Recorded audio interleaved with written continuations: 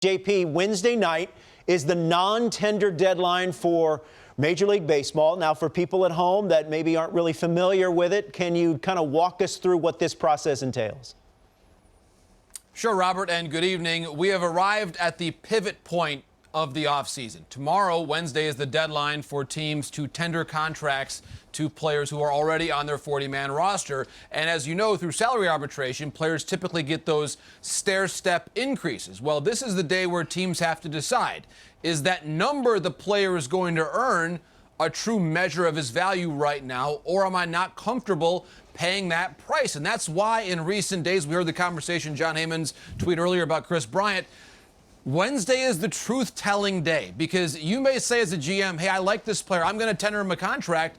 That changes the value of the player if the opposing GM thinks he might be able to get him for no player in return as a free agent if you cut him by 8 p.m. Wednesday. So you're going to hear, I think, Robert, and Jon Heyman touched on this, some names that we know that have been speculated about as possible non-tenders. Gary Sanchez, John Gray, Corey Knebel, Tommy Pham, some names that are star-level players in this league whose stair-step increases may not equal what teams are comfortable paying, certainly now in the COVID-19 situation.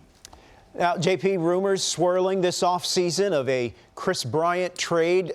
Where do things stand? What does the market look like for the former MVP?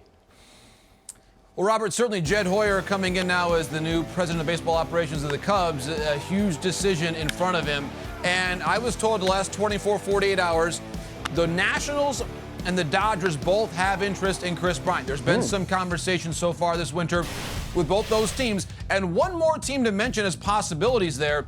Mark Gonzalez had reported in the Chicago Tribune that even the Boston Red Sox had talked to the Cubs during the season about Kris Bryant. And here is exactly what Harold was touching on about all the questions regarding Kris Bryant. His hard hit percentage going down precipitously in recent years, according to the StatCast data.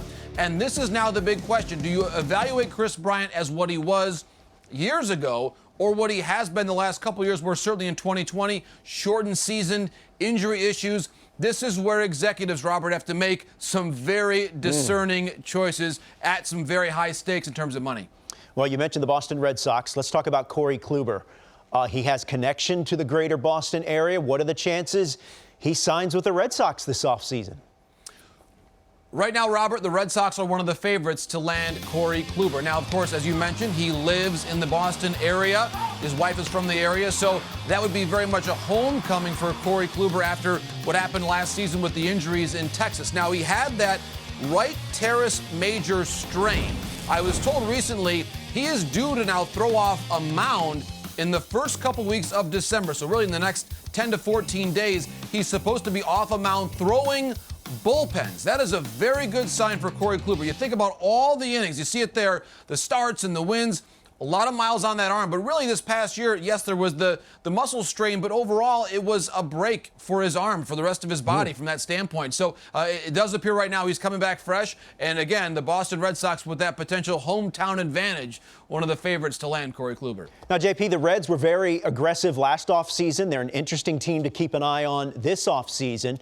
What are their offseason priorities? Well, certainly the number one free agent overall, Trevor Bauer, is still their player, was their player this past year. So there's maybe some interest in bringing him back. But their priority right now, I am told, is at shortstop. I believe that in the next several weeks, the next couple months, they are going to find a new shortstop. It could be with an intrastate Ohio trade with Francisco Lindor there, but potentially a Trevor Story as well, potentially a trade there with the Colorado Rockies, and then a nice class of free agent shortstops as well. Didi Gregorius, who of course began his career as a Cincinnati Red very, very long time ago before that trade to Arizona. Andrelton Simmons as well a possibility. Marcus Semien too. So I think for the Reds, yes, it's an obvious need for them right now, Robert. But the fortunate part for them is a very strong amount of supply there on the market, either via trade or free agency. I believe in the next month, the Cincinnati Reds find a way to get a new shortstop. Well, Trevor Story already hits at Coors Field. Could you imagine hitting at Great American Ballpark? That's certainly a hitter-friendly park there as well. That's our JP Morosi with the latest. Thank you, JP.